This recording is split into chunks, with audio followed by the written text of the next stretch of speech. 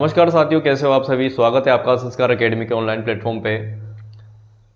I hope आप सब अच्छे होंगे, अच्छे से अपनी पढ़ाई को कर रहे होंगे। जैसा कि आपको पता है, कुछ समय में हमारे 9th क्लास के एग्ज़ाम, जो एनुअल एग्ज़ाम है, वार्षिक परीक्षा है, वो स्टार्ट होने वाली है। तो हम उसी के संदर्भ में 9th क्लास में जो साइंस में जो इंपॉर्टेंट क्वेश्चंस आते हैं उनको यहाँ पर डिस्कशन करने वाले हैं। तो देखिए, हम आज से अपनी क्लास को स्टार्ट करने वाले हैं। तो पहला क्वेश्चन है हमारे पास, यहाँ पर ऑब्जेक्टिव क्वेश्चन लेके आए हुए हैं हम। ठीक है, देखिए क्वेश्चन क्या है कि आवृत्ति का एसआई मात्रक क्या है। इनमें आपको बहुत सारे ऑप्शन नज़र आ रहे हैं अलग अलग। ठीक है, जैसे पहले में दिया हुआ है यहाँ पर मीटर, फिर सेकंड, फिर हर्ट्ज, और इनमें से कोई नहीं। अगर आपको पता है कि आवृत्ति का एसआई मात्रक क्या है तो बताइए फटाफट। तो देखिए, इसमें जो आवृत्ति का मात्रक होता है वो हमारे पास क्या जाता है, आवृत्ति का जो एसआई मात्रक हो जाता है वो क्या हो जाता है, हर्ट्ज होता है। क्या हो जाता है, हर्ट्ज हो जाता है। चलते हैं नेक्स्ट क्वेश्चन की तरफ।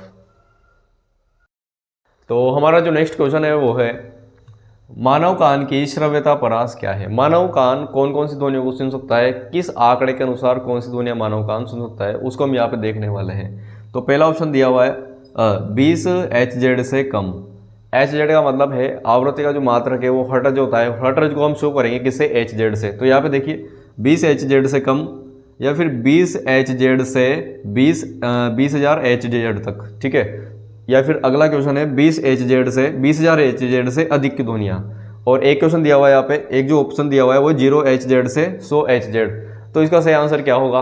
अगर आपको आता है तो कमेंट करो जल्दी से, और नहीं आता हो तो मैं बताता हूँ। देखो, इसका जो सही आंसर होगा वो होगा 20 Hz से 20,000 Hz तक।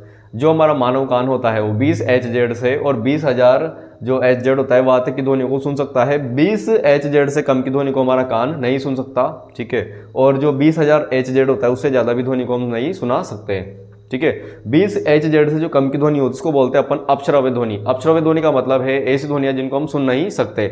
और 20,000 Hz से की ध्वनि होती है पराश्रव्य ध्वनियाँ, जो ज़्यादा अधिक होती है, जिनको हमारे कान सहन नहीं कर सकते हैं। ठीक है, चलिए नेक्स्ट क्वेश्चन की तरफ। तो देखिए, हमारा क्वेश्चन है, ध्वनि तरंगे किस प्रकार की तरंगे होती है। ध्वनि तरंगे किस प्रकार की तरंगे होती है। पहला दिया हुआ है अनुप्रस्थ, दूसरा दिया हुआ है अनुदैर्घ्य, और तीसरा दिया हुआ है विद्युत चुंबकीय तरंगे, या फिर इनमें से कोई नहीं। तो इसका जो सही आंसर है वो हो जाएगा हमारे पास अनुदैर्घ्य तरंगे। कौन सी तरंगे हो जाती है, अनुदैर्घ्य तरंगे। अगर आपने आंसर पहले से ही सोच लिया था तो बहुत अच्छा, अगर नहीं सोचा तो आपको अभी पढ़ने की ज़रूरत है। ठीक है, तो चलिए नेक्स्ट क्वेश्चन की तरफ चलते हैं। तो देखिए, नेक्स्ट क्वेश्चन है हमारे पास, शक्ति का एसआई मात्रक क्या होता है, या फिर शक्ति का एसआई मात्रक क्या है। अगर आपको इसका आंसर आता है तो जल्दी से अपना जवाब कमेंट करें। ठीक है, और नहीं आता है तो देखिए यहाँ पे क्वेश्चन दिया हुआ है, जूल, न्यूटन, हर्ट्ज या फिर वाट। तो जो शक्ति होती है उसको काय में नापा जाता है, वाट में नापा जाता है। किस में नापा जाता है, वाट में। तो हमारे पास सही आंसर हो जाएगा इसका वाट। ठीक है, चलते हैं नेक्स्ट क्वेश्चन की तरफ।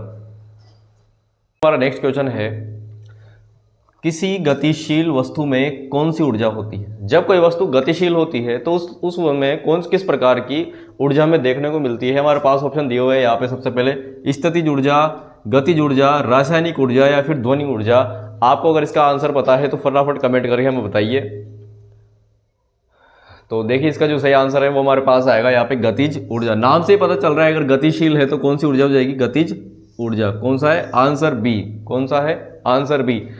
तो मिलते हैं हम नेक्स्ट वीडियो में। अगर आपको ये वाली वीडियो पसंद आई हो, ठीक है, तो लाइक करें, सब्सक्राइब करें और अपने दोस्तों के साथ शेयर करें, क्योंकि परीक्षा में समय बहुत कम बचा हुआ है। ठीक है, और इसी तरीके से हम नेक्स्ट क्वेश्चन में, नेक्स्ट वीडियो में नेक्स्ट क्वेश्चन लेके आएंगे बहुत अच्छे वाले, जिससे आपकी तैयारी को 4 चांद लग जाएंगे। तो ऑल द बेस्ट, तैयारी करते रहिए। धन्यवाद।